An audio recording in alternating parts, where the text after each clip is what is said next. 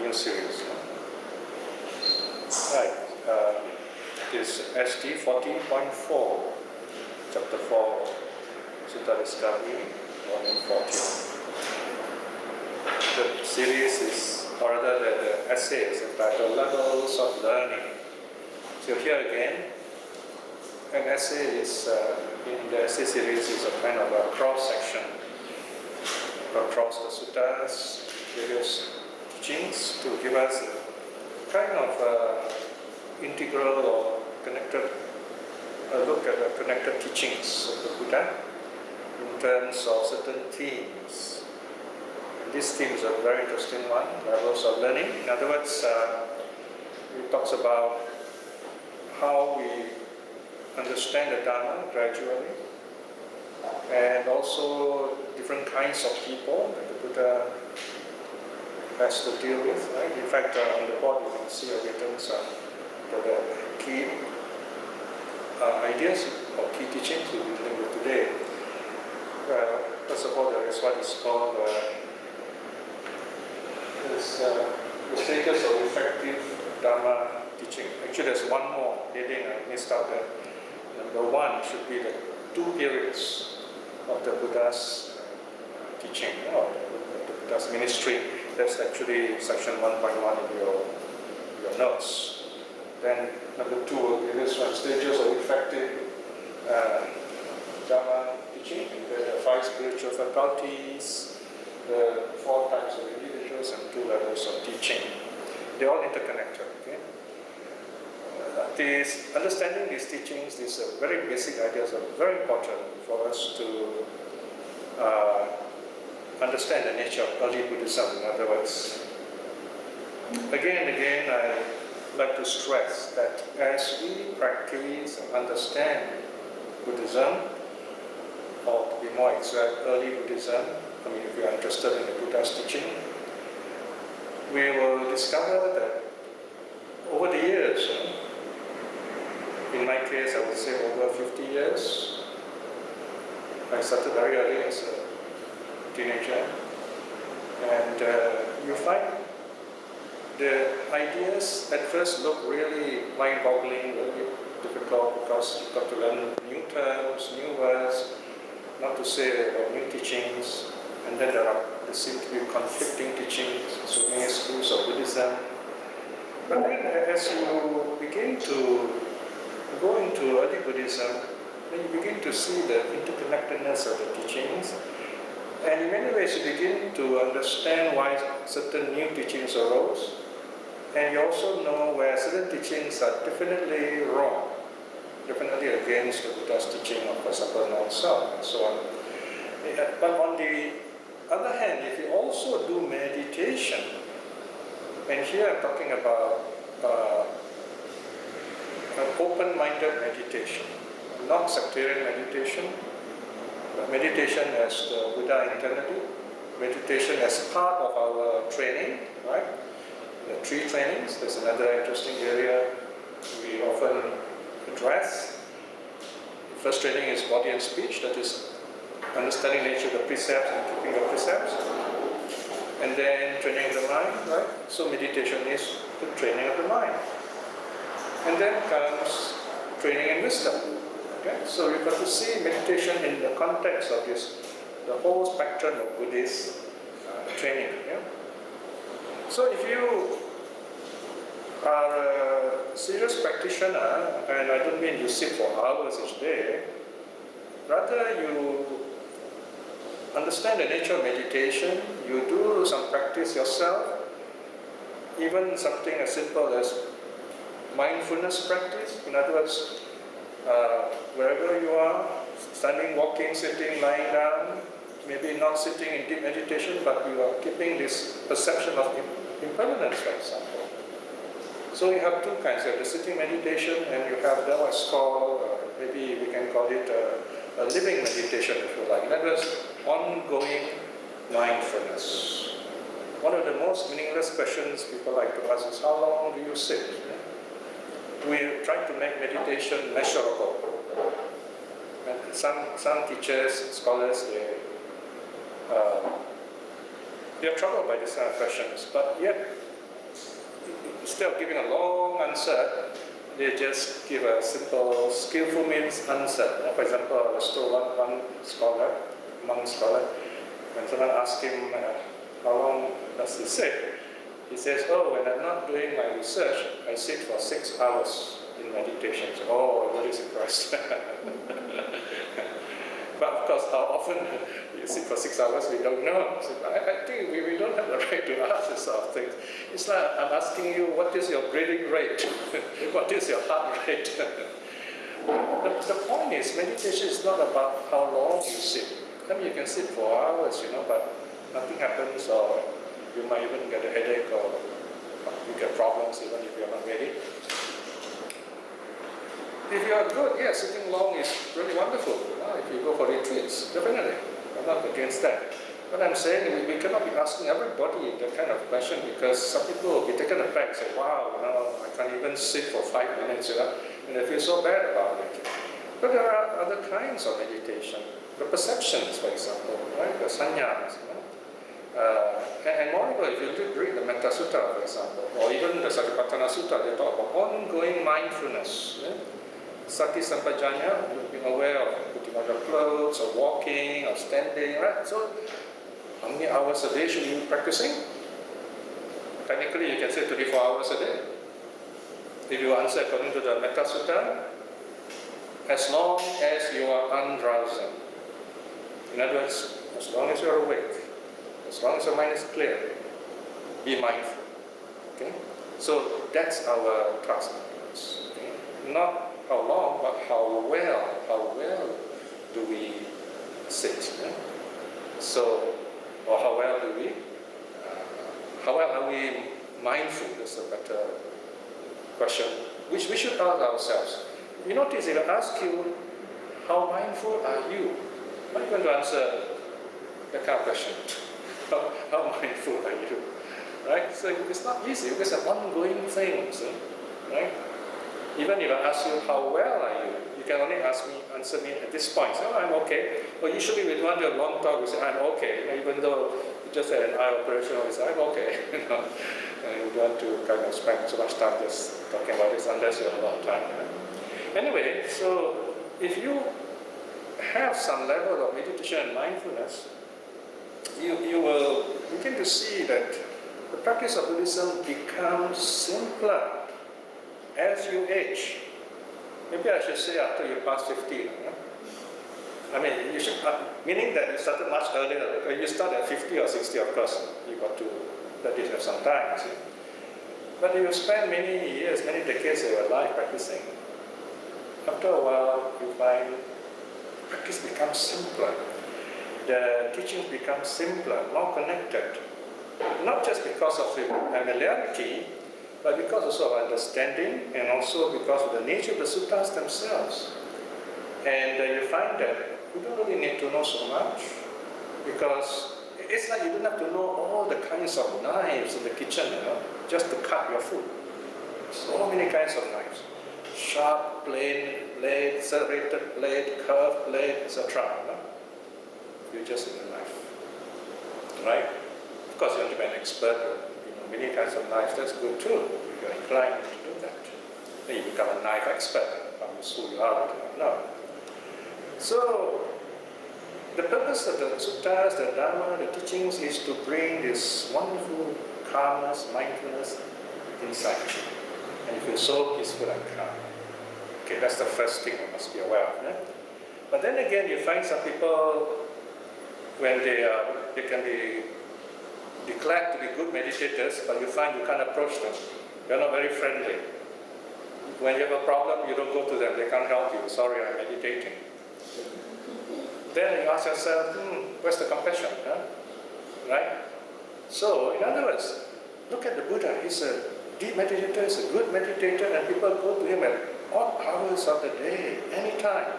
Sometimes he's giving a teaching to this big group of people, hundreds of them. And then here comes this naked lady. She's mad, she's crazy, she's just lost a whole family, The Buddha doesn't say, hold on, take a cue please, and you can see I'm teaching this big congregation.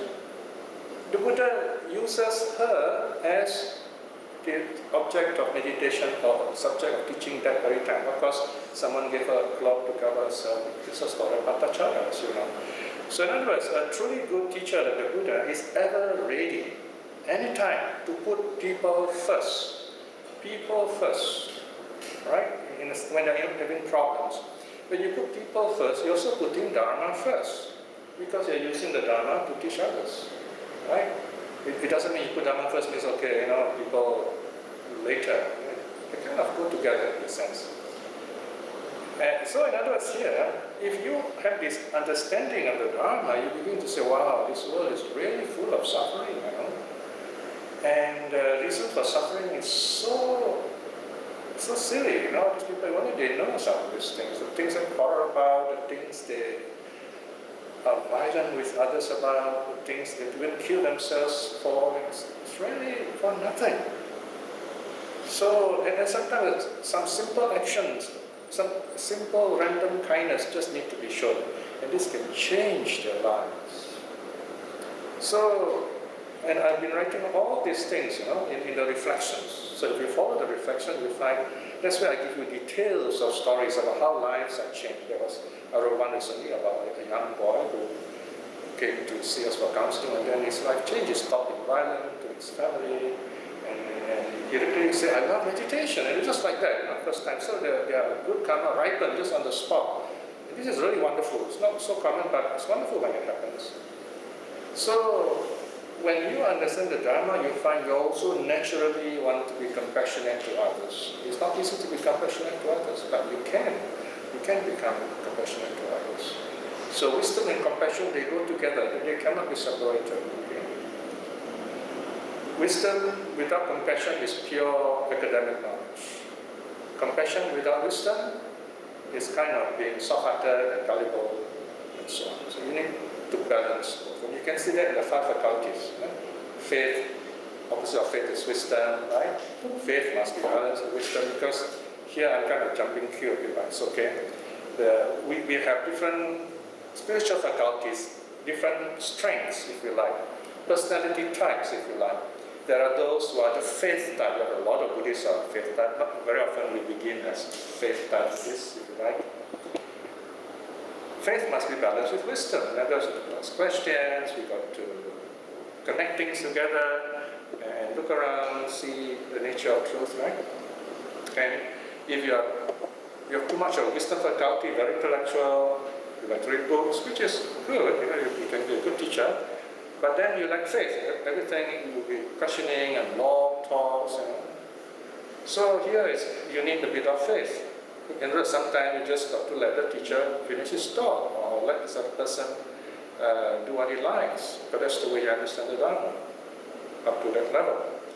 And then you have those who are full of effort. You find sometimes people, they're quite happy, they come to the temple, to the center, they just want to do things, they want to volunteer, they want to just be there to help people, full of effort. Okay?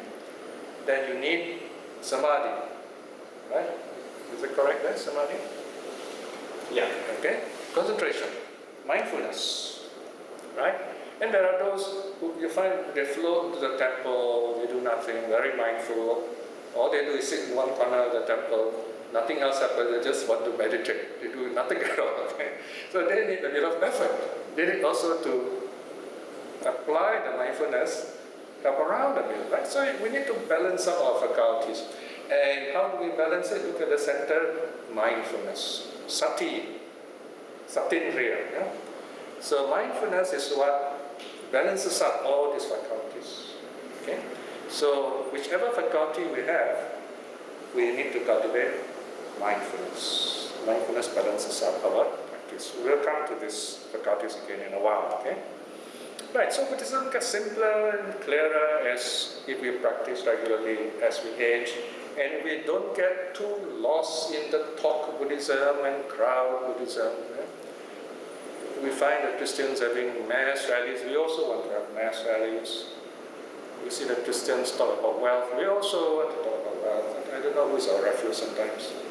So the thing is, the teachings are all there in the suttas. Go back to the suttas, go back to the Buddha. So everything is there. We don't have to copy other people. other people may like to copy us, doesn't matter, right? So here is when we look deep into the Dharma, we see ourselves, right? And when the Buddha presents the Dharma, the teaching, he's trying to talk to us directly. And before I go into these particular stages of effective teaching or discourse, there's one more point that we need to remind ourselves is the start of the Buddha's teaching.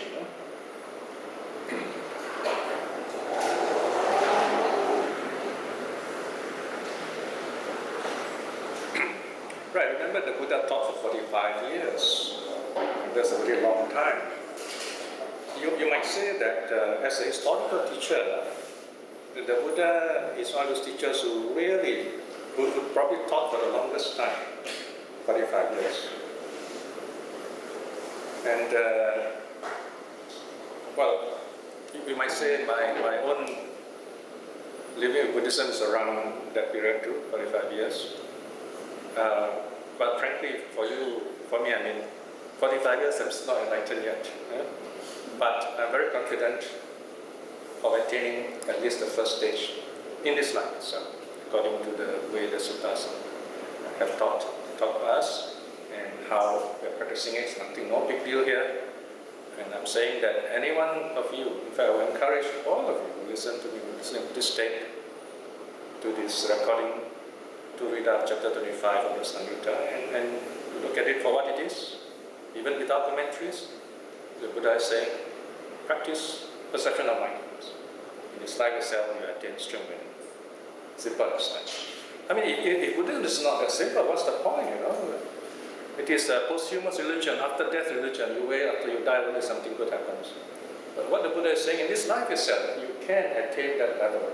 You don't need to take any kind of vows, bodhisattva vows. There are no bodhisattva vows in the suttas, in the teachings. You don't need to struggle, you don't need to take a vow to be a Buddha. It's a very complicated thing.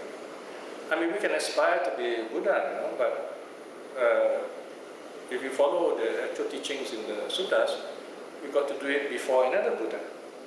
So in other words,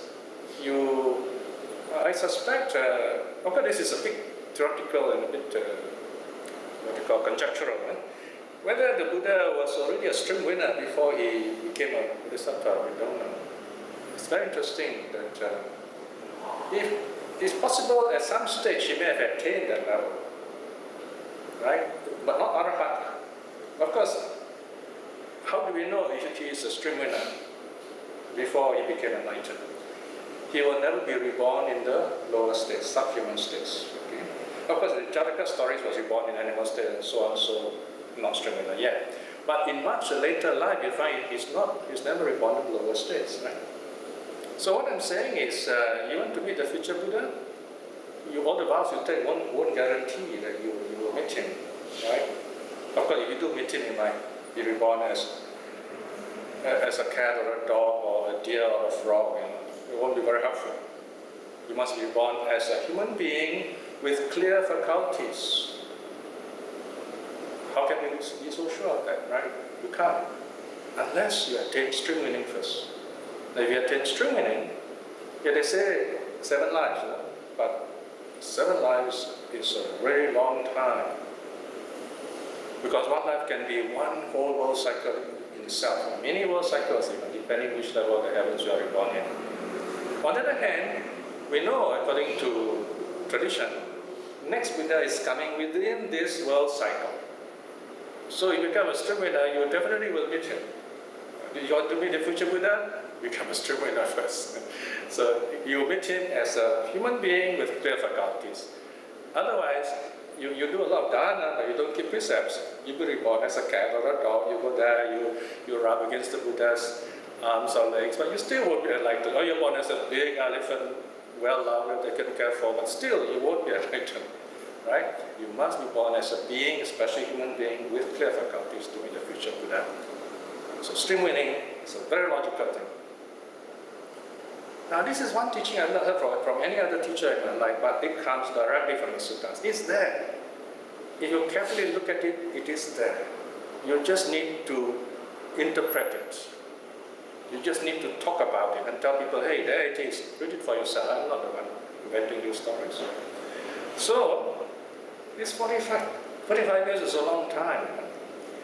And we can see a kind of Buddhism or the Buddha's teaching evolving over these 45 years. And this is understandable. Imagine the first day of awakening, the Buddha didn't say anything, right?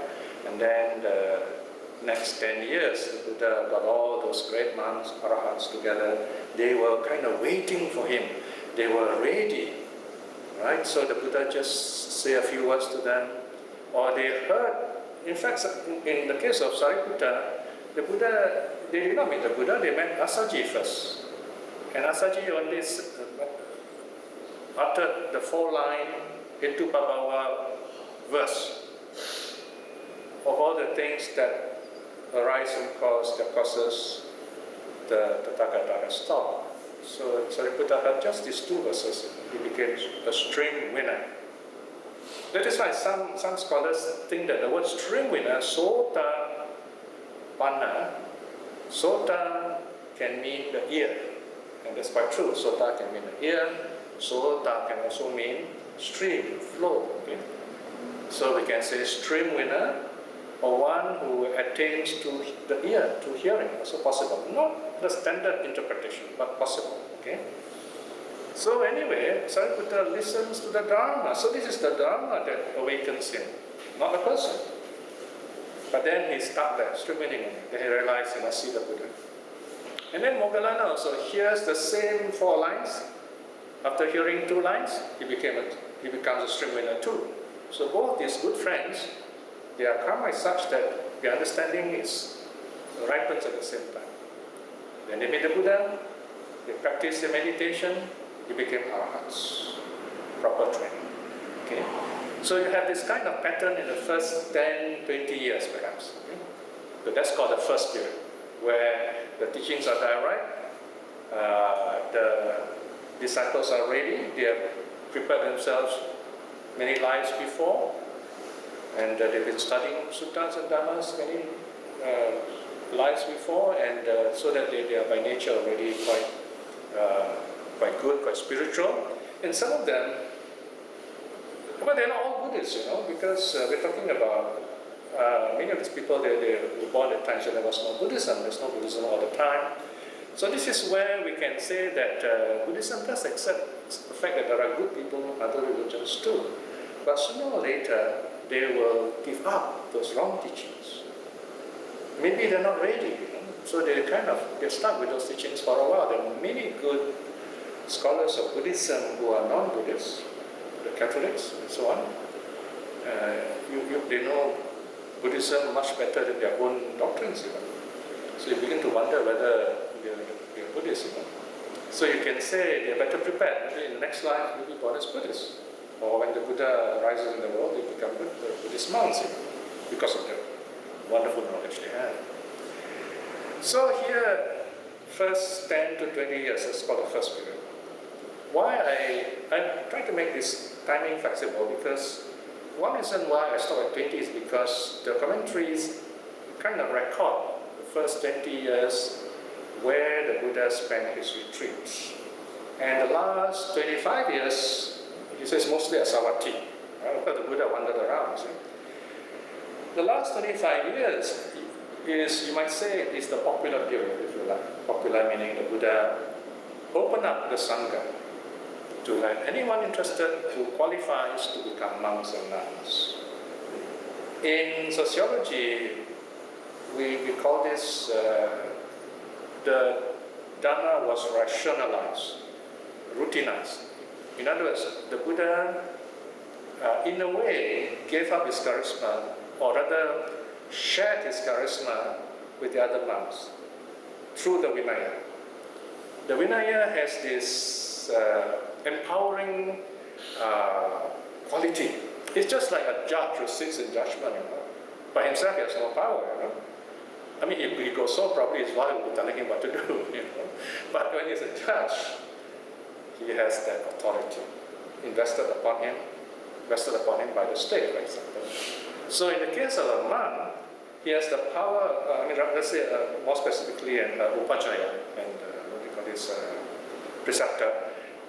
He has a power vested upon him by the Sangha, or more specifically by the Vinaya. Okay? And the Buddha did this with very great wisdom, because he knows when he passes away, he won't be there to dispense all this authority anymore. So he says, well, okay, I transfer my authority onto this framework called the Vinaya. That's an amazing idea. It's almost an idea of how democracy is preserved in a constitution, for example. In a sense, you might say the Vinaya is the constitution, or more specifically, the Patimokkha is the monk's constitution. So during the last 25 years, the Sangha properly assembled qualified monks who are more than 10 years in the order. They have not broken any major rules. They have confessed their offenses. They are in good standing, in other words. 5 of them, plus the presiding monk, the preceptor, can ordain a suitable candidate. And there are certain rules the candidate must have. So this is the second period where monks have people have latitude to join the order. But this also means that not all these candidates who became monks were really first class or ideal candidates. After they were ordained, we know that so many of them were really bad examples. Right? For example, you have the group of 6 monks. When we say a group of 6 monks, wow, these are regular rule breakers. They're always looking for what do you call this? Weaknesses in the rules. They say, oh, the Buddha didn't say this. Oh, the rule didn't cover this. and they went on, breaking the rules that way. And the Buddha kept on introducing why this, the Vinaya is set to introduce new rules. And of course, the story of Devadatta, who also broke some serious rules. And yet, the Buddha, you see, this is the interesting thing about Devadatta, for example. The Buddha never expelled him. None of the monks were expelled unless they broke the first 4 serious rules of killing, stealing, having sex of any kind, and declaring great powers, superhuman powers that they don't have. Even then, they don't have to be expelled. By that mere act, they are de facto defeated. There are no more monks already. Okay? So, in other words, the Buddha was very compassionate. Once you join the order, somehow you'll be trained. Right? Take, for example, in the case of Channa. Channa was the Buddha's charioteer.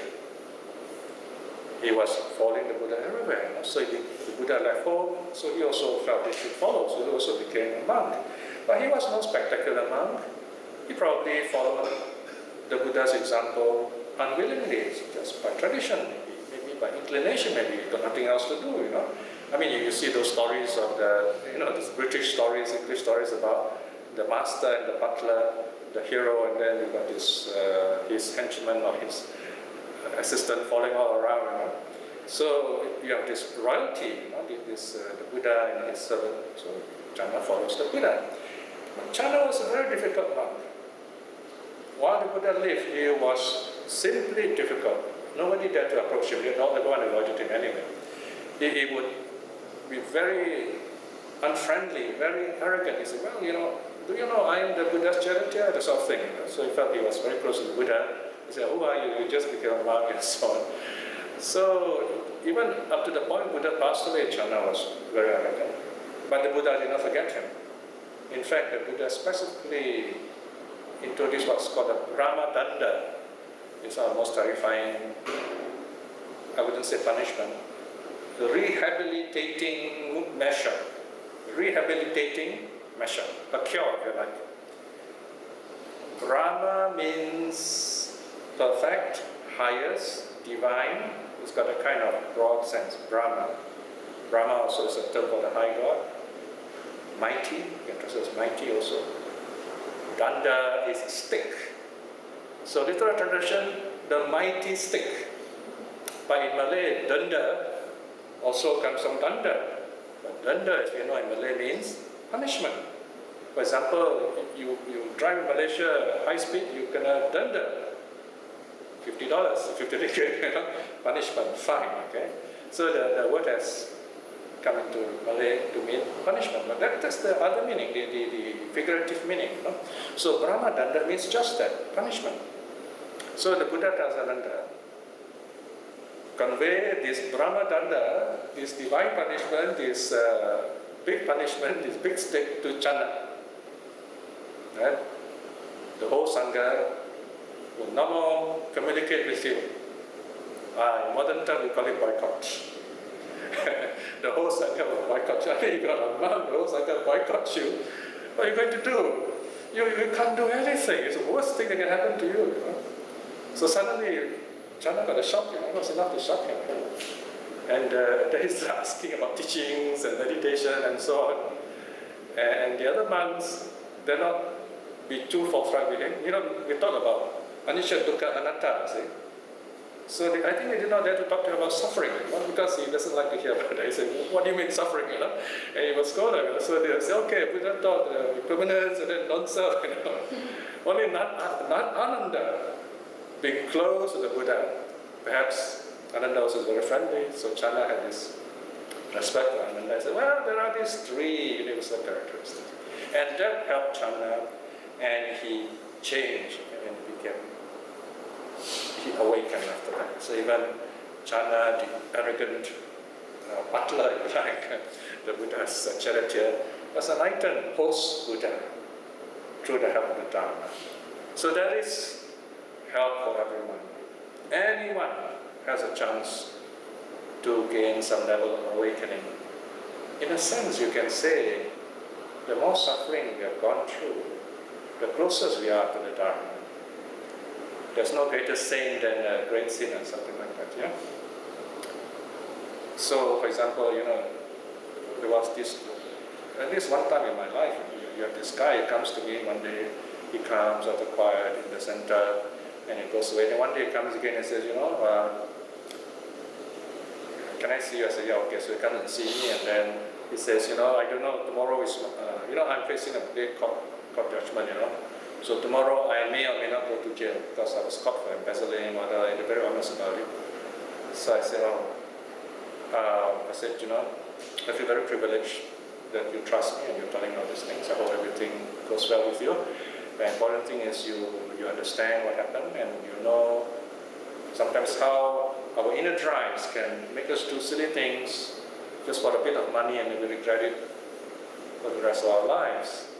So you find these people, they felt, wow, there's something now about the Dharma they want to know, because they finally come to this very dangerous situation, where they can change, they need to change. They realize they really must change.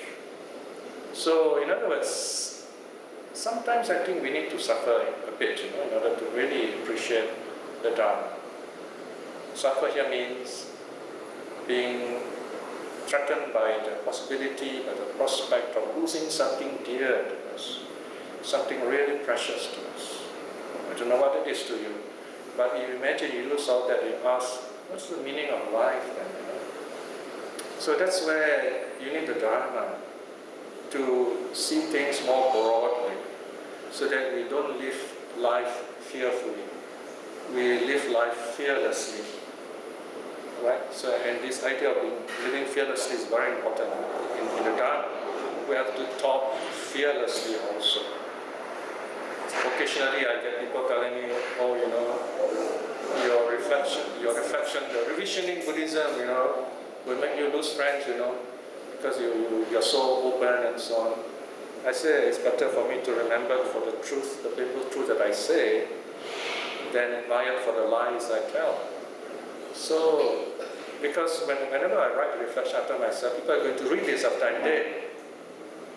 So it doesn't matter, right? So one of the very important things about us as Buddhists is courage. We must have courage to tell people, but tell it in a skillful way. Okay, so this is something that the Buddha has done. Okay. So those are the two periods of the Buddha's time. Any question on the two periods? Clear enough, right? Okay, so next is during these two periods, especially in the second period. Okay? In the first period, the Buddha would kind of simply teach whatever he thinks is necessary that would help the audience, sometimes a very simple sentence. But in the second period, the teaching was more formal, if you like.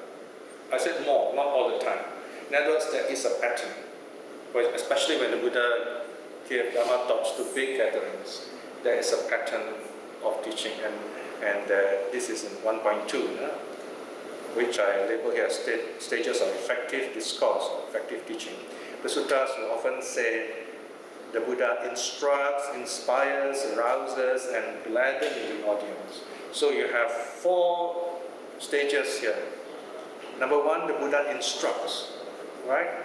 Sandaseti, daseti. Daseti means to make see, and san, same as con in English, together, to kind of see things in an integrated way.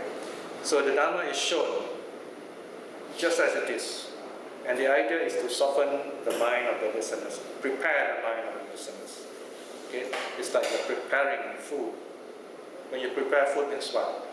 Let's say if you prepare fruits, like a pineapple, you've got to cut out all the rough skin and so on, okay? Remove all the unnecessary parts. Then 2, he inspires, samadapeti. He inspires the listeners so that the listeners are filled with enthusiasm. They want to listen. They say, wow, this is interesting. Yeah? Free the mind from obstacles. Not easy, right? These are ideal stages of teaching. Number 3, he rouses. Sammutta chitte jeti. That means fire them up with conviction and commitment. In other words, people say, oh, I want to be a Buddhist. I want to practice. I want to do this. I want to be happy, be good. They're uplifted. They feel joyful. Okay? In fact, joyful is the last one. He gladdens. It's the closing part. After all that is said, the Buddha finally gladdens the audience. Sampahanseti. Hansa, the meaning here is joyful, laughing. They are filled with joy. Their minds are clear, lucid. Okay? So this is a basic structure of a good Dharma discourse. Even today, you find a lot of people would enjoy a Dharma talk where they can laugh, right? But this is something very interesting.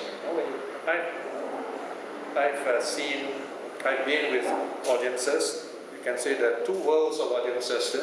The Asian, the old world audience, and you've got the Western, new world audience. Very different. When the Western audience come, they really want the Dharma. You know, they love a class like this. Whereas the old world Asian audience, we want to be entertained. No laughter, we want to come. No jokes, we want to come. And the sad thing is, we only remember the jokes. We go back and tell people, hey, this is what the Bhagavad said. And you know what did the Bhagavad teach? Oh, I don't know, I didn't listen. That's rather sad, isn't it? So we're always on the level of faith, right? So we've got to rise above that. Okay? Faithful ground you stand on and you can do it all, and so on. And so we end up always, well, we are learning from the West, we are using the education system and so on, and yet we like to boast, oh, we got great philosophers, great teachers. Anyway, the system, education system in the West has gone through a lot of difficulty. That's why they're so workable. Because they went through a lot of difficulties. They had no freedom of learning. It was bloodshed. Religion equals bloodshed in the West.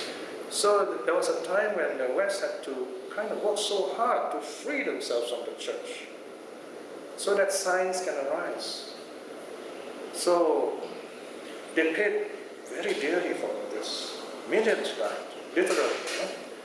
And from there, we don't have to go through all that, thankfully. And that system has evolved. Freedom of learning. And we begin to see the benefits of it now. And we've got to rise to that occasion. Otherwise, we'll always be laughing Buddhists, which may be good, but then we've got to stop laughing. We have to be seriously meditating and working. Okay, so those are stages of effective discourse. You can read the details here, which are written down. And That is, you might say that is on a mass scale if you like, okay? Usually, right, on individual scale, the Buddha is a very good person reader, mind reader even, if you like. Of course, if you are a regular teacher, after a few decades, you begin to read people. To be honest with you, you might say that seasoned monks, they're very good people reader. So when they can't give Dhamma talks, they will give talks that people will like. Because you need donation to support your retreat centers, So they will say things that people like. Okay? You want serious Dhamma talks, you got to go to the smaller groups. When you really can approach them, ask them questions. Right? Like the group of 5, meeting the Buddha. However, the Buddha is able to read people's minds and give them just the right teaching. We don't have the faculty, unfortunately. Or we may have, if you regularly teach, if you teach meditation regularly, you may have a bit of the ability. You don't always 100% get right, but it's enough to help people. And of course, if we use a counseling method, the whole idea of counseling is to understand the other person's mind and to help the other person understand his or her own mind. That's the Buddhist counseling process. That is why in Buddhist counseling process, I'm amazed that you actually just need one session, because in Buddhism you go directly into the mind.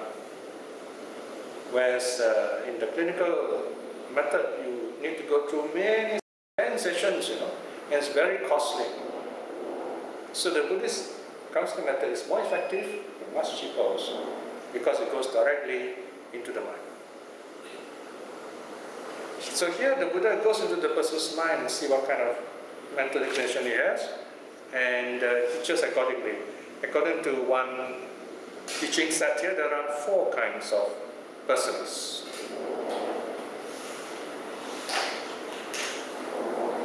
This is on page 86. So you have the first is called the intuitive learner, Piya. Let me just read the headings first. Number 2, the diffuse learner, Vipanchitanyo. Then you have the tractable learner, Neya. And then the mere word learner, to add in the word mere word learner, Padaparama. Okay, the intuitive learner is a genius, one who fully understands from a brief instruction. There you are. You remember the story of Sariputta, right?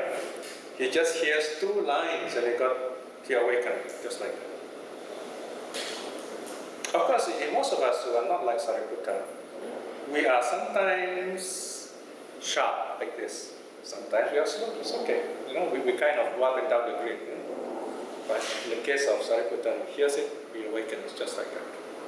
That is why we need to keep on listening to the Dharma. One day we just get it right. If not, we are building up the understanding. So the first kind is he just hears it and once he gets it. This is one of the things that I enjoy listening to monks who really are serious about the Dharma. Very often they just say something and say, oh yeah, that's it, why did I think of that way? And then I go on, go back, look at the suttas and so on. And sometimes even some lay speakers, they may say something and we can also get a kind of connection. And some people can say something wrong even. They have their own opinion and ideas, and say, I think that's totally wrong. But then I can understand why this person had this kind of wrong view, and then you kind of go back and you realize that Buddha had dealt with this kind of situation long ago. So the second kind of person on the mental level or mental acumen is called a diffuse learner. This is the intellectual. One who understands after some detailed explanation. Right? This person needs explanation. I think one of the most famous example here would be Malunkyya Buddha. You remember him? He spent his whole adult life meeting the Buddha, asking all kinds of intellectual questions, especially dealing with the 10 questions. Is there a self? Is there no self? And so on. And once he even threatened the Buddha, he says, you don't answer me. You've been saying you're silent at all these points. If you don't answer, I'm going to disrobe, I'm going to leave the order. The Buddha, of course, doesn't accept ultimatums, Then the Buddha says, Malunkyaputta, when you became a monk, did we have any agreement that I will answer these questions to you? so what's all this talk about disrobing, I mean, you're going to disrobe, go ahead, there's nothing in our agreement. When you become a monk, that I should answer all these questions, Anyway, he kept on coming, asking all kinds of questions. Until he's very old, So in other words, he stayed on as a monk. He was very old. And finally he came to the Buddha. The famous moment, he says, can you please give me a short teaching so that I can go into retreats? This is the Arahatta Malunkyaputta Sutta. The Buddha was really hearty, really happy, kind of pulled his leg a bit. He says, wow, now you're going to the retreat. What will the younger monks say now? He's kind of saying, well, you took such a long time, but it's good. And at once, he understood what the Buddha said, and the Buddha gave him a verse, and then he elaborated on it and so on. And that became his eldest verse. So he needed this long explanation. The Buddha was very patient with that. So in a sense, many of us here, we needed a long explanation. Right? It helped us to understand the Dharma better. There are other examples in the essay here, you can read that. Now the third kind of person is the tractable learner. Neya. Neya means those who should be led. They need to be led step by step. One who needs some guidance or is capable of being trained. Right? So you need to really even go further. So the example here is Ratapala. So it has to be kind of gently guided step by step. In most cases, this is the case. When you talk to people who are very new, you've got to kind of teach them step by step. And they keep telling you, I've forgotten what I learned, and so on. Or I've given back everything as if that's possible. So this is the third kind of person. And the last one is a very interesting one. The mere word learner. One who only knows a teaching at the word or literal level. Maybe just know chanting only. You ask them what's the meaning, I don't know. I just chant. A lot of monks do this. But I find that valuable. When I was in Thailand, all these monks are very good in chanting. And my chanting is not so good because I got to put a book in front of me and chant. They just chant from rote. They are rote learners. Sometimes they're called rote learners, R-O-T-E, rote. In fact, this is the old system, the monastic system. It's called rote learning. So you find the novices will be walking up and down and reciting the verses. So when I know the translation of the idea, but I forget the Pali. So I'll go next door. This is one thing good about living in a monastery. Just go next door to a friendly monk and say, hey, can you chant for me this verse? And then he has to chant the whole thing, he has to chant the beginning, and then you listen and say, okay, stop there, I got it, thank you. and then you go back and do your work, So they're like living encyclopedias. They memorize all these tons and tons of verses. And this is what the early monks did.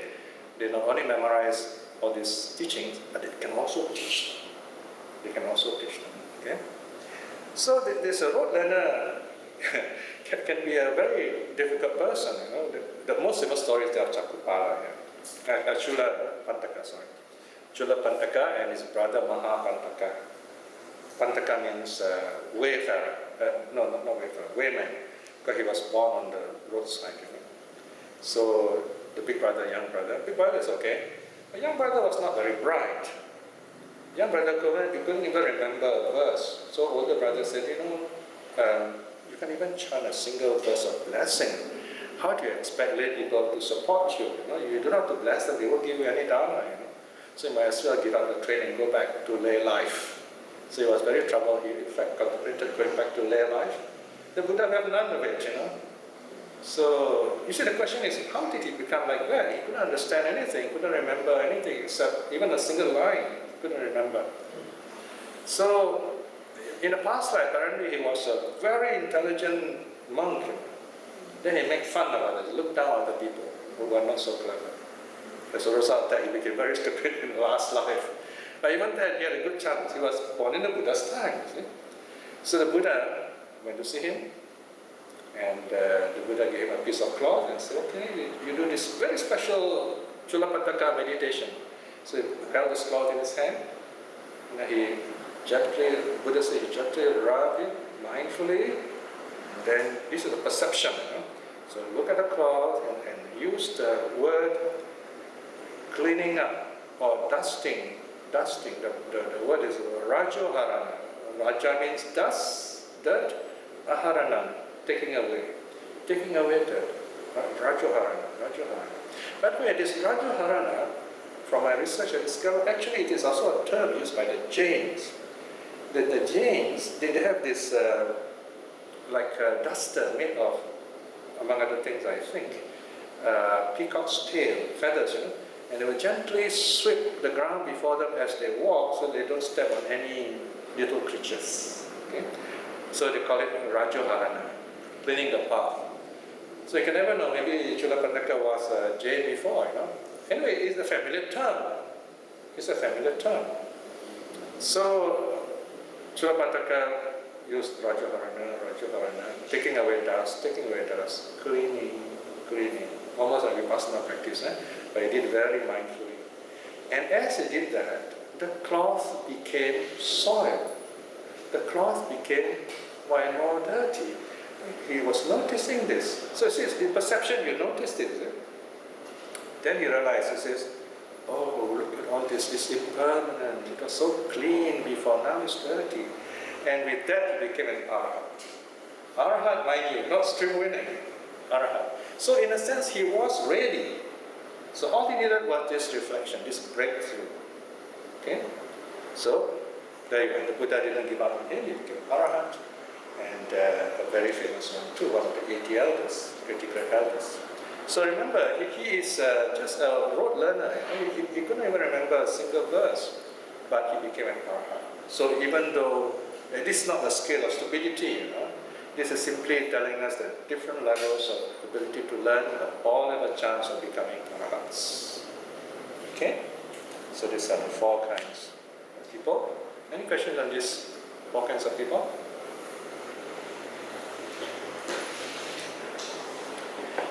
As I mentioned earlier, in our cases, it's not easy to classify ourselves. I don't think we all are stuck with one particular type.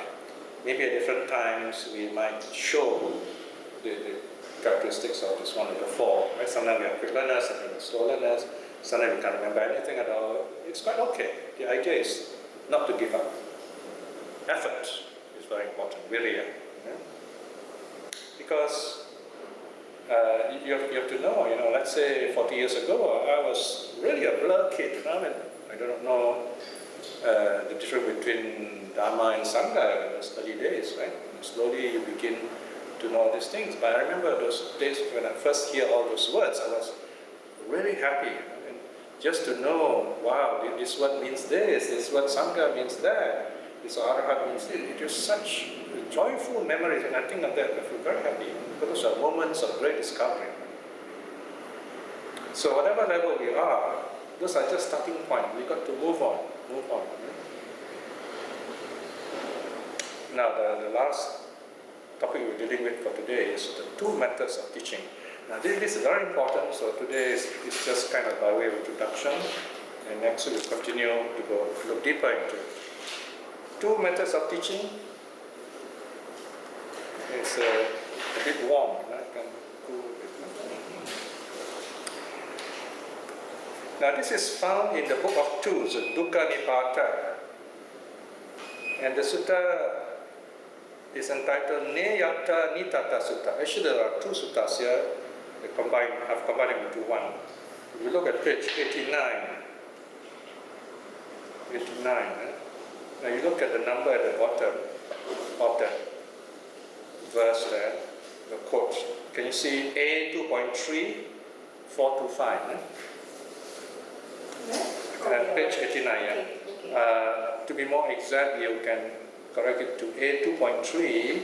That's the actual sutta reference. Then you put comma 4 plus. It's okay. You put 2.3.4, then it's plus. It's a dash plus. They're actually two suttas combined into one. So one is the Neyatta Sutta, the other is Nitata Sutta. They're very short and they're interconnected, so I put them together. Okay, now let's look at the sutta now on page 89.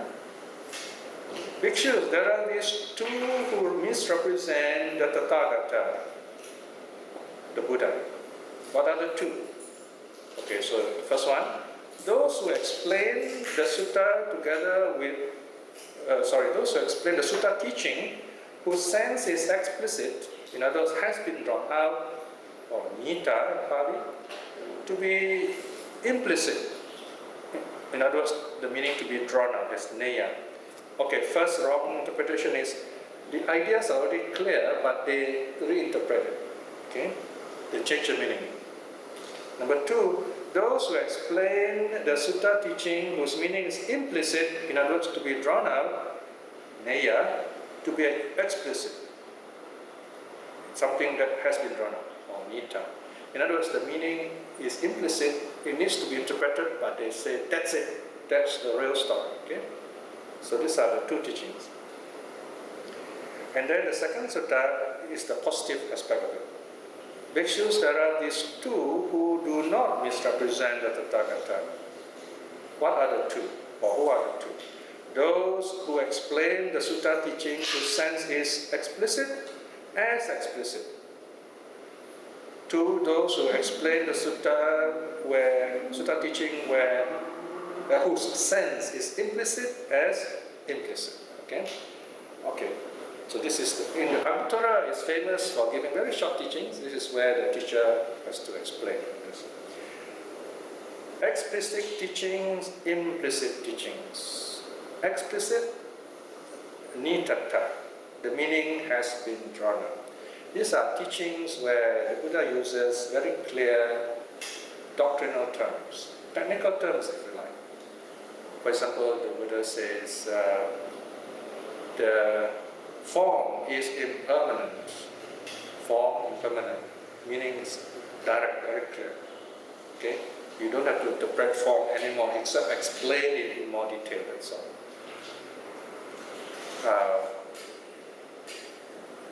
Sankhara is non-self.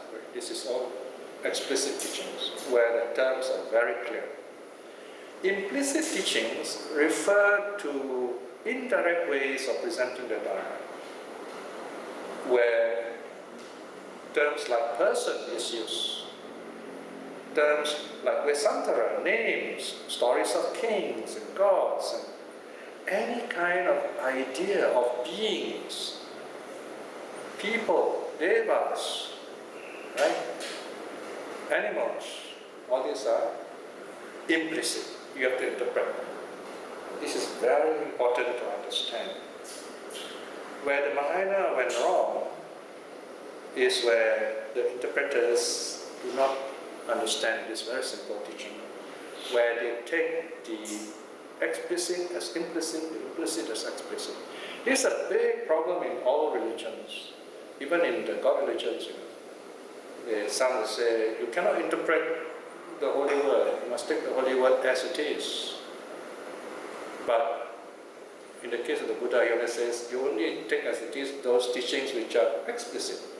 But some teachings are not explicit, they're implicit, you have to interpret. So there are teachings which must be presented just as it is, and there are teachings which have to be explained. For example, you tell a Jataka story, you say once the Buddha was born as a king of the monkeys, and then he saved the lives of the monkeys by doing such a thing. Now this story is not about the Buddha is born as a monkey, and the monkeys are great Buddhists, I mean, it's nothing to do with monkeys in that sense. Rather here is showing maybe the Buddha's compassion, maybe the Buddha's wisdom. So we have to interpret it in that sense. In a manner of speaking, yes, we have to interpret everything. But I think the better would be explain. For example, the Buddha talks about the three characteristics of the five aggregates. We explain the meaning of this, right? So, yeah, in a sense you can say we do interpret too, but it's very different from, say, Jataka stories. Right? So, how valuable is this teaching? For example, I have certain friends who are Mahayana, and when we get together, we have a very nice debate, We enjoy the debate, but some people are very difficult to follow, so they get a little unsettled. Especially if they're very great faith, certain teachings. Oh, in this sutta, they give a long Mahayana sutta. In that sutta, the Buddha said this, the Buddha said that. In the Prashna Paramita, this was said and so on. So my answer there, I say, yeah, these are all wonderful words, written later, philosophical words, But you always have to see in between the lines. You have to see the tree inside the forest, So the Bodhi tree is there, hidden away. If you get lost in the forest, you never see the Bodhi tree. So the Buddha says, Dhammapada, cut the trees down, monks. Cut the trees down, So because you don't cut down the trees, you won't see the tree. Cut the forest down, in other words. So trees are the forest. So you must see the tree. It's a beautiful, Dhammapada saying, The tree is the Bodhi tree. The forest is our ignorance. In fact, the word nirvana, vana can also mean forest. Nirvana means out of the forest, no more forest. Okay? So we live in the forest of words, forest of teachings, forest of dharma, right? We need them at first, but you got to go through, journey through the forest safely, and then come out the other side. So the parable of the forest is just as vital, as exciting as the parable of the water snake. Because if you go to the forest unprepared and you get lost and you stop too long, you're going to die of hunger, you'll be bitten by some poisonous snake or insect or arachnid. And then if you are careful, then yes, you go through the forest and you're a trailblazer, you know this safe way through the forest. And you tell others, keep to this way, right? And in the Nakara Sutta, the Buddha says, there is this ancient path, monks, through the forest. Keep to the ancient path. Do not stray from it. When you keep to the ancient path, then you reach the ancient city. And in the ancient city, you see 8 kinds of wonderful people. Those are the 8 kinds of things. So the Buddha is reminding us, don't get lost in the words and arguments and doctrines and teachings. They're all tools for us to be free from words and teachings. So that when in meditation, we don't need all those words and teachings anymore to become an hindrance to us. That's why I mean Buddhism is very simple. So these 2 levels of teachings are very important in that sense. We need to tell ourselves what level is the Buddha talking here. Is it on the Dharma level, direct teaching, or is it story level? Then we got to ask ourselves, what is the Buddha trying to tell us? And this is where I want to stop here today, but it's a very important idea. And next week we go into more details about this, where we go into the topic of the 2 levels of teaching. Okay? More interesting stuff coming. Okay, question time. You were saying which the other side, part of the forest. Yeah. What's the other side? The other side is nirvana. Nirvana, yes. The safety. Sometimes nirvana is the safe place. Kema. The island, the cave, there's so many words here. So when the Buddha said nirvana is island, cave, the meaning is to be drawn out, you see? The meaning must be drawn out. The Buddha is using comparisons. Okay? How is it possible to interpret the explicit as implicit and implicit as explicit? Okay. For example, someone says, you should be a bodhisattva, right? But this word, bodhisattva, is an implicit term. It refers to someone, to a person, see, who struggles to meditate. So you don't become a person. You become free of personhood. You see? You get the meaning here? Personhood means the 5 aggregates. The 5 aggregates. We let go of the 5 aggregates. So in other words, whether you want to be a Buddha, or stream winner, or Arahat, the idea is freeing yourself from the 5 aggregates. Right? Freeing ourselves from the 5 aggregates is direct teaching. Because they're all doctrine. doctrines, direct doctrine. But Stringvina, Arahat, Buddha, they're all words, you see. Of course, they're all words, terms, right? But remember, you have to be very careful here not to get to the Zen mode and say, oh, they are just words, so it don't matter, there's no, don't bother about them. It doesn't mean that either. That's the other extreme. The Buddha uses those terms to tell us the kind of difficulties we face as, say a streamwinner. Because as a streamwinner, we are lay people, we're very busy, so we can't lead the kind of practice that makes us an arhat. So it's a very useful term to explain to us how we can practice. So we must be very careful not to leisurely dismiss all these terms as if they're just words with no meaning. They have meaning, yes. So we must be careful not to Zenize everything, right? To trivialize the term. Okay. Any other question? Just on the initiative and then the example sign Piya. I think the second one is Second one, you mean the person who needs to be guided, is it? the Diffuse learner, someone must be given detailed explanation. Malum Kia Putta. Okay, let me write a name for you.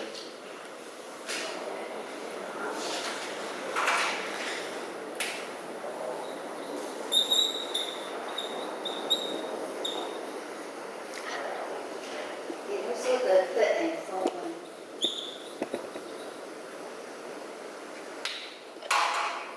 Where the third one. Yeah. The third one is tractable learner. Okay, this is found on page Ratapala. Where's Ratapala? You see, you look at page 87, 86. 86 is the first example. Okay, 221. Can you see 221? 221 is the quick learner. And then 222 is the intellectual. It needs law of explanation. And then 223, the one who needs guidance. Okay, third one, the example is Ratapala. Okay. Next page, you can see 88, you can see the name Ratapala. And then the slowest person, 224, 2.2.4. The example is Chula Pantaka. In number 222, intellectual, I didn't mention Malum Kia Putta. Maybe we can add Malum Kia Putta. I give the example of Mogaraja. Okay? So 222, you can add the name Malum Kia Putta. Okay? Any other question? In the modern context, nowadays, in any audience, you all have a mixture of different Oh yes, definitely. learners. Yes. So, Even in a single person, we have all four. yeah. So, anybody who tries to teach a Dharma, is he supposed to focus on any particular one? Yeah. I mean, it's going to be general, quite general, isn't it? Yeah, that's true. It is not easy. In a sense, the more educated the audience is, the easier it is to talk to them in a manner of speaking. So, of course, when you come to debates and questions, of course, it's very difficult. It's much easier to talk to an uneducated audience. I remember those early years when people rarely hear Dharma talks. It's so simple. You just get about talk, everybody says, wow, they think that you're telling everything you're telling is the truth. And they accept everything. Now it's not so simple. They put up their hand and say, oh, this teacher said this, the teacher said that. Why do you say this? You've got to know what those other teachers say. So it's a bit more complicated today. Yeah, teaching Dharma is more difficult today. That is why most teachers resort to the entertainment approach. When people laugh, then they ask more friendly questions. Well, I suppose we have to have compassion. And it's okay to say, I don't know. Or it's okay to say, I will note down your question and I will come back tomorrow's talk and answer it, something like that. I remember this professor had a joke, he says, he tells the students, remember when you're telling your student, never tell them, I don't know. One way is to say, oh, that's a good question, it needs a very careful answer. Please, I'll note down your question and I'll come back to you. Instead of saying, I don't know. Anyway, it's okay, I think, if you still say, I don't know the particular teaching because I don't follow the tradition. Right? Sometimes it's difficult. I remember a real case, where Ajahn Brahmali was involved in one of the temples in Singapore. The temple was dedicated to Krishnagama. And we have a Theravada talking here who doesn't know about Krishnagama. So someone asked him this kind of one of the tricky questions. He says, does Kashyapa exist? You might as well ask, does Kuan Yin exist? Or some one of those Bodhisattvas. It's a difficult question to answer. It's possible to answer, but somehow, at that time, Ramali is more of a Theravada monk, so he says, I can't answer that question, but this person insists, So he says, well, if you put it that way, I have to say he doesn't exist. And this man got very upset. He got very upset.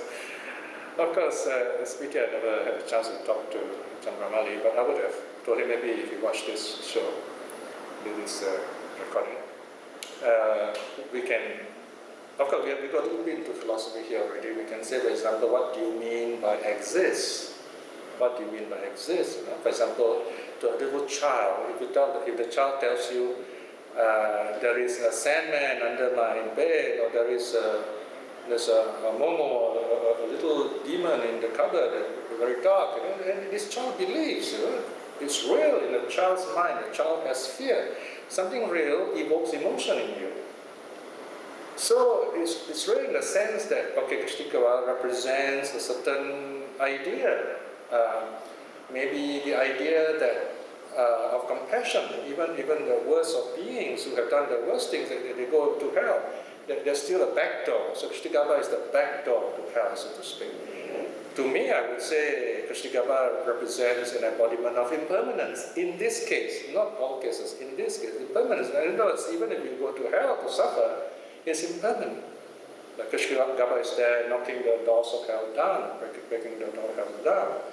Of course, once you go into details, your problems, an intelligent child might say, sir, why doesn't he permanently break the doors of hell? Then all the beings will be free, And someone might say, oh dear, you have a problem, then the whole will be run by hell beings, It's a space fiction story already.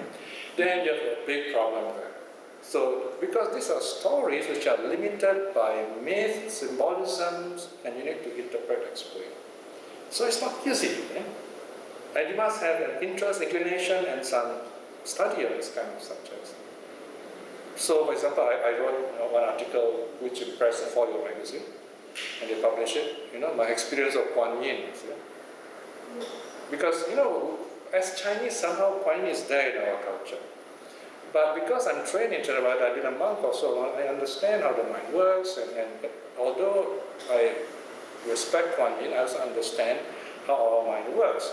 So there was this boy, he was drowning, and I was a monk, and I couldn't swim anyway, so I just kind of invoked Kuan Yin. I said, may this boy be saved. He's young, he's a medical student, and it's a waste he going to die. And I have such a black mark on myself as a Dharma teacher. People probably will talk more about it than listen to the Dharma. And then this boy was saved by other boys. What's amazing is what he said when he was underwater. He says that when he was underwater, he just wanted to let go. It felt so good. He didn't want to come up. Then I realized actually he probably have some real problems, We suddenly felt just letting go. And then he said he saw this beautiful white figure above him, which looks like Kuan Yin. And then he comes up. It's like Kuan Yin, like stretching a hand, pulling him up, and then he comes up above the water. And that's when I told him, I said, now I can tell you, I was actually invoking Kuan Yin. But I can tell you, yes, I invoke Kuan Yin, but it doesn't mean Kuan Yin exists like you and I exist here.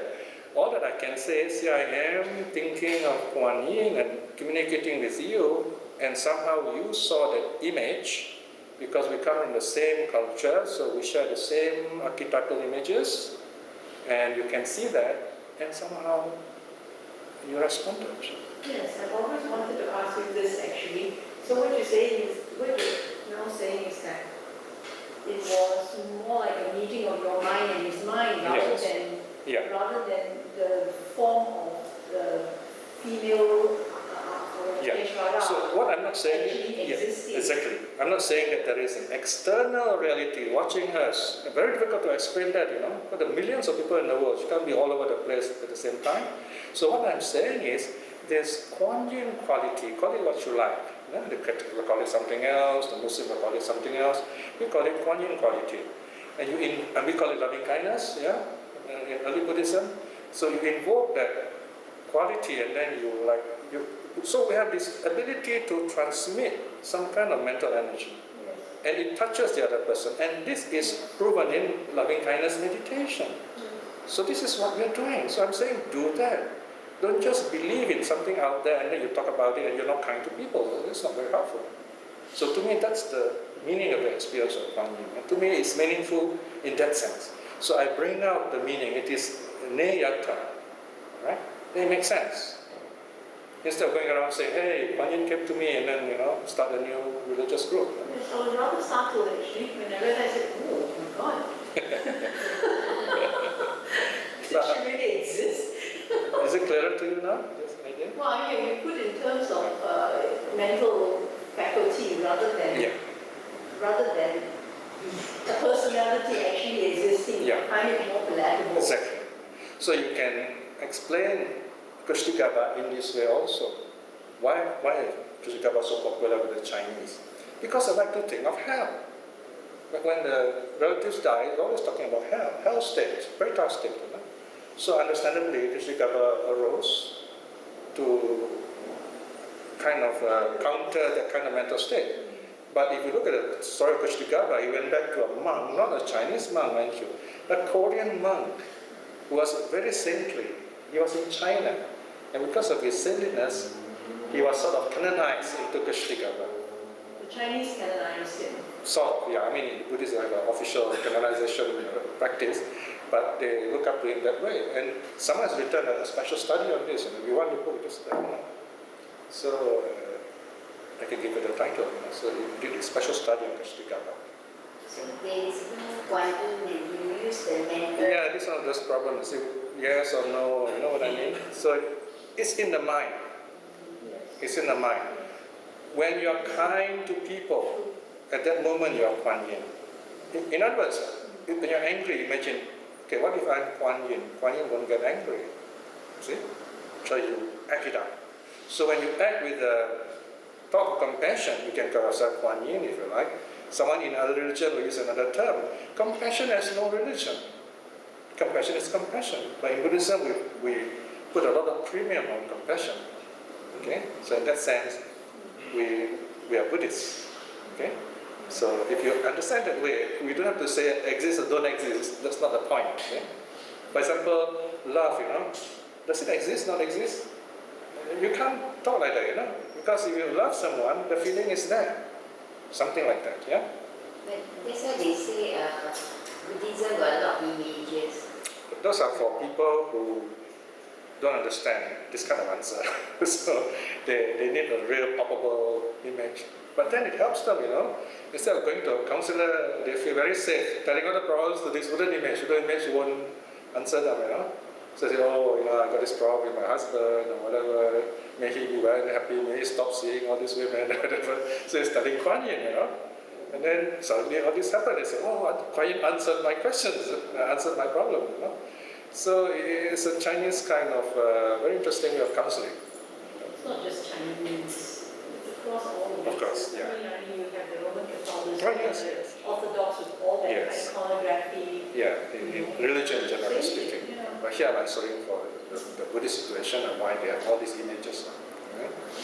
I remember when I was young, my mother used to take me to a tiger god, tiger god.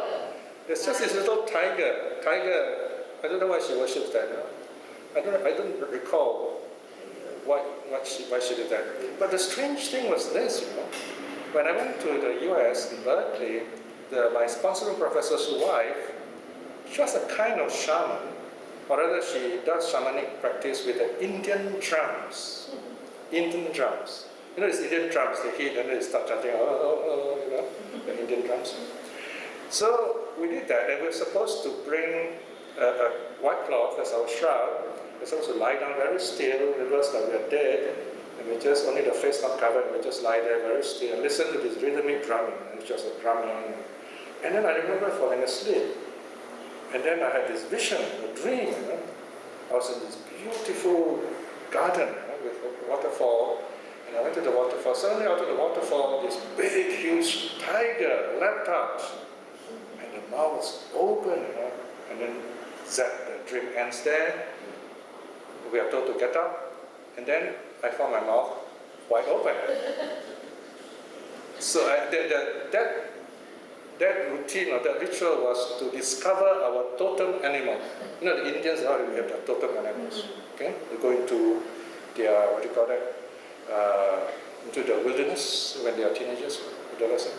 So my totem animal is the tiger. Of course, traditionally I'm not supposed to tell you this, but it's okay, I suppose. So I suppose that's connected to what my mother did when I was a kid. We used to, my first impression was this tiger god. Tiger god. Tiger deity. Tiger deity. There's one Shaolin temple, there's one tiger here. Yeah, the Chinese temple they have. There's some story behind it. So and then Everyone got black faces. I don't know. I don't worship tiger gods now. And then he brought me to Topekong and so on. And then later on, I was trying to bring out someone from this trance, got the trance, 2 or 3 beings that were hunting this boy. One of them was Lombok Trot, another one was Bacha, this fierce little god. And the third one was Topekong, So I was holding this boy, I said, come on, get out of him, come back to yourself. And then this voice came out and said, why you chase me away? I am Topekong and I'm your guardian deity. I said, oh, glad to know. I said, but you still got to leave this boy. He has a life to lead. So this is some of the frightening, you can say challenging experiences as a monk which I've not told anyone. So it's tiring to deal with these kind of things, But you have to, times come and you just do your best. So these are things we discover, and they're just, things which come from our culture, these stories, Completely. Yes. Religion is very powerful. Yes. So they're very beautiful stories. Then how come the 7 months there are ghosts? Like other months don't ghosts? Yes, it's a good question. So why? Because the Chinese must have a calendar. They're very busy making money, you see. So everything is nicely slaughtered. Okay, harvest festival, Mooncake festival is normal in many cultures.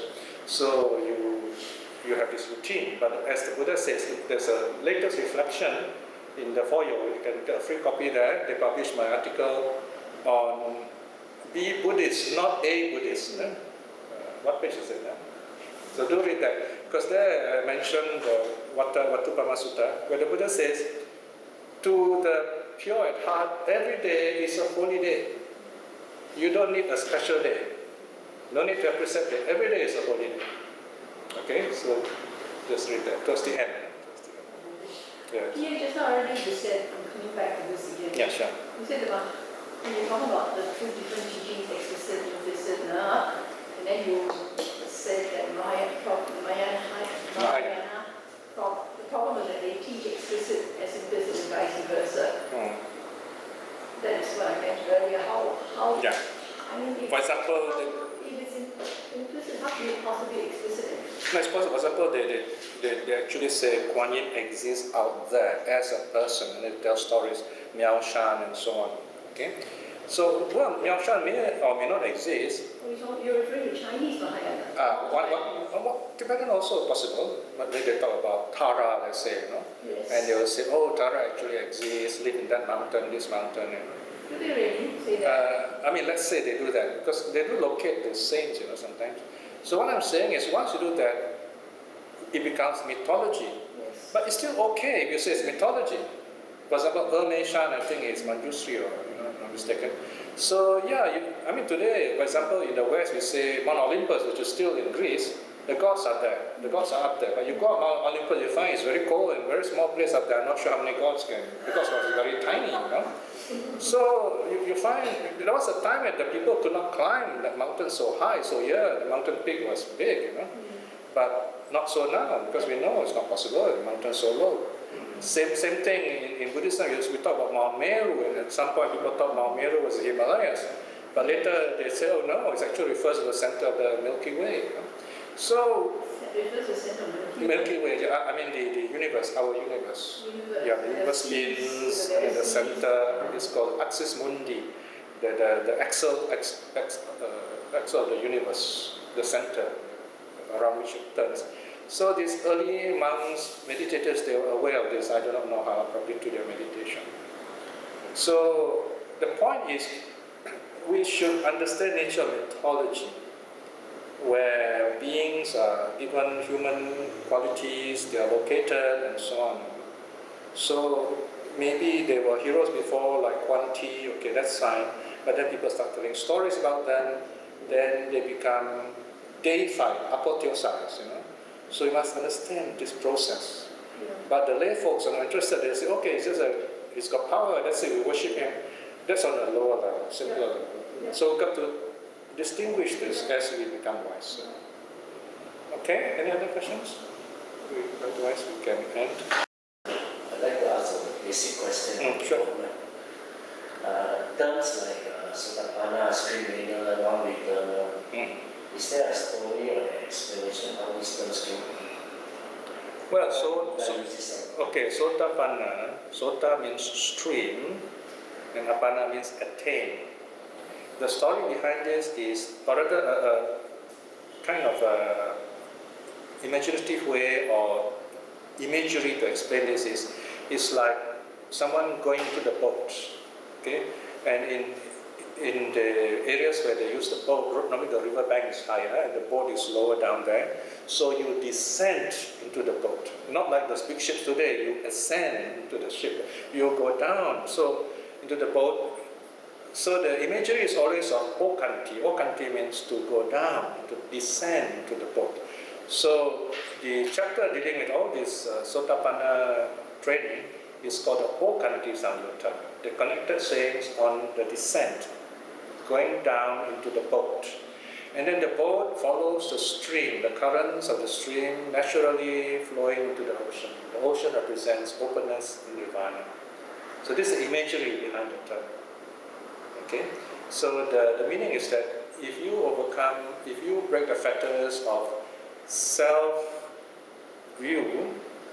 in other words, you no more believe this body is permanent and so on. Number two, you overcome doubt. In other words, you know you can do it, you don't practice self-reliance. You overcome attachment to rituals.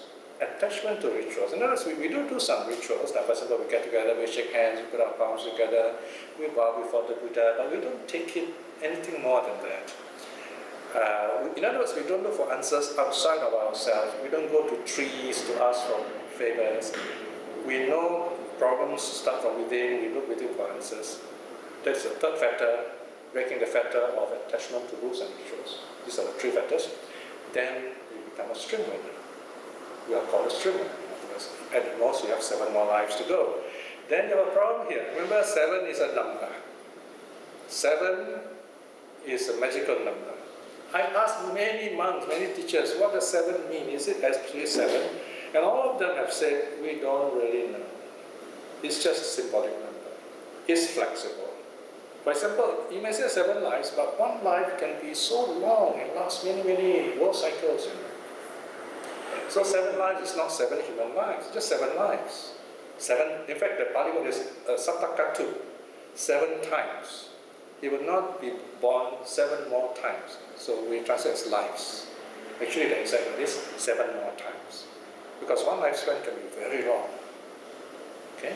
So in that imagery, can I say that a stream is somebody who manages to get onto the boat and starts the journey down the stream? Correct. Yeah.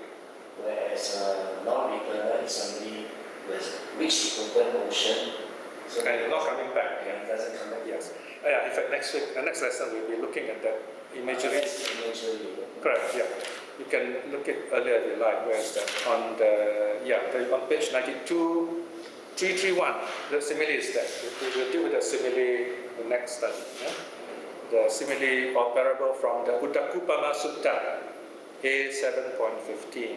Okay? 92. 92, section 331. So, Anyway, I asked you before, this 7 factor appears throughout the discourses. Yes, 7 seems to be a popular Yeah, magical number. 84,000 discourses, you know, I mean, Oh, yeah. it's rough, it's just a factor of 7, so what's the medical? Interesting. Medical? You got to get a numerologist test there. So, okay, any other question? Alright, so we are here, huh? Okay. Okay, so just to tell you, we have started operating from Shandon House already. And I also have both my eyes operated already now, so this is an in-between period where I'm waiting for my eyes to acclimatize. I think 2 weeks' time only I can make proper specs. So I must thank the doctors for taking care of my eyes so I can see all the suttas clearly and teach you effectively. Okay, let us close with a short reflection. Today we have begun our study on the levels of learning, which is helpful for us to understand the gradual growth that we must go through as a practicing Buddhist. That things come in their own time. And as long as we are open, there are lots of surprises. Sometimes they appear to come so suddenly that they appear to be sudden. But there's always some kind of preparation, the right conditions are there. So we look very carefully. There are always causes and effects, conditions that bring about all these things in our life, good and bad. Reflecting in this way is very good mental karma. Whether power of such karma and many other good deeds we have been doing, practicing generosity, doing our own meditation, keeping the precepts, and our aspiration to do good. By all these good deeds, may we enjoy happiness, success, good health, and the happiness we are looking for in this life itself. Above all, by all this good power, this good karma we have been cultivating, and we attain spiritual liberation, especially stream winning in this life itself. In this moment of peace, let us send out our loving kindness to all the beings here. May they be well and happy. To all the people here, then may they be happy and safe, and friendly to all who are here. And also to all our loved ones, our relatives and friends, may they be well and happy. And to those whom the Dharma have not touched, may they too see the Dharma and attain spiritual awakening. May all beings be well and happy. Sadhu, sadhu, sadhu.